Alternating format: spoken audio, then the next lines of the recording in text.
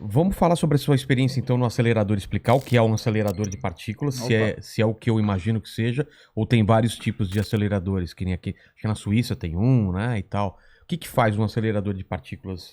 Bom, tem vários tipos. Aceleradores de partículas aceleram partículas. Eu imaginei que era isso daí, mas eu fiquei com medo de falar o óbvio.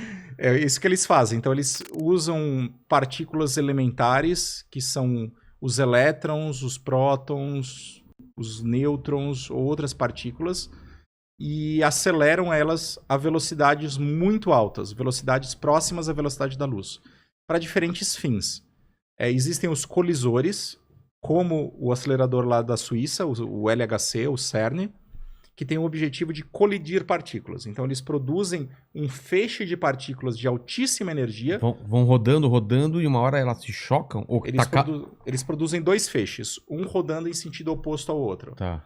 Em dado momento, quando eles estão com a velocidade correta, eles mudam a trajetória deles de maneira que eles te choquem frontalmente. Tá. Então, eles batem de frente, e quando eles batem de frente, eles fragmentam essas partículas e produzem subpartículas.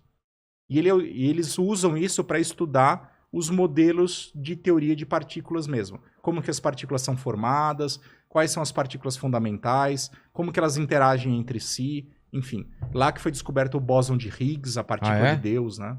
Por que chama partícula de Deus? Um nome besta que as pessoas dão aí, e isso confunde todo mundo, porque ela é a partícula a partícula responsável por produzir. A interação com essa partícula é que faz com que todas as outras partículas tenham massa. Caramba. Então, se o próton tem massa, se o elétron tem massa, se você tem massa, é porque de alguma forma você está interagindo com esses bósons de Higgs que estão por aí afora. Então, isso é um colisor. Ele serve para colidir as partículas e entender o que existe no interior delas. Acelerador e colisor é a mesma coisa? Não. Colisor é um tipo de acelerador. Tá. E existem os outros tipos de acelerador. Um deles é o acelerador onde eu trabalho, que é um acelerador síncrotron. Que ele não colide partículas. Ele não colide. A gente pega as partículas, e no nosso caso são elétrons, então a gente gera elétrons, são partículas carregadas negativamente, faz eles girarem numa velocidade absurda, muito próxima à velocidade da luz. A gente nem mede em velocidade da luz, porque seria 99,99999. A gente mede em energia. São 3 gigaelectronvolts. Caramba. São 3 bilhões de volts de energia que a gente coloca nos elétrons. Isso é uma energia muito, muito alta. E o que a gente faz toda vez que o elétron faz uma curva no acelerador, existe um princípio físico que diz que toda vez que uma partícula carregada sofre uma aceleração, ou seja, ela sofre um peteleco, sofre um desvio na sua rota, ela vai produzir radiação eletromagnética, ela produz luz.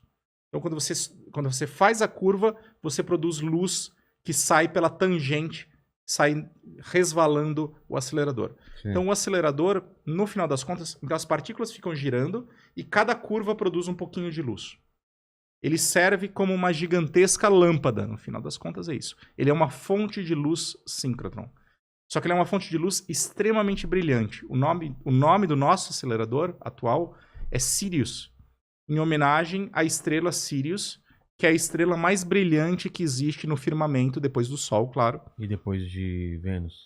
Vênus não é uma estrela, né? É um planeta. Mas parece uma estrela, né? Que todo mundo confunde. Parece, é chamada Estrela d'Alva, mas não é uma estrela. Não, sim. Estou brincando, mas é que fica pertinho e parece uma estrela. Sim, sim. Ele tem o nome de Sirius porque ele foi construído para ser a fonte de luz aqui na Terra mais brilhante que existe. E está aqui em Campinas, aqui no Brasil. Mas não serve como fonte de luz. Serve como lâmpada. Ah, é? Só que é uma lâmpada. O tamanho do feixe de luz que ele produz, ele é muito brilhante porque o feixe de luz é muito, muito condensado. O feixe de luz na estação que eu coordeno, lá onde eu trabalho, ele tem 100 microns, 100 nanômetros de tamanho. Isso é 1000 vezes menor que um fio de cabelo. O quê? Esse é o tamanho do feixe de luz. E mesmo assim é brilhante pra caramba? Mesmo assim, naquele pedacinho ele é super, super brilhante. Mas é naquele pedacinho.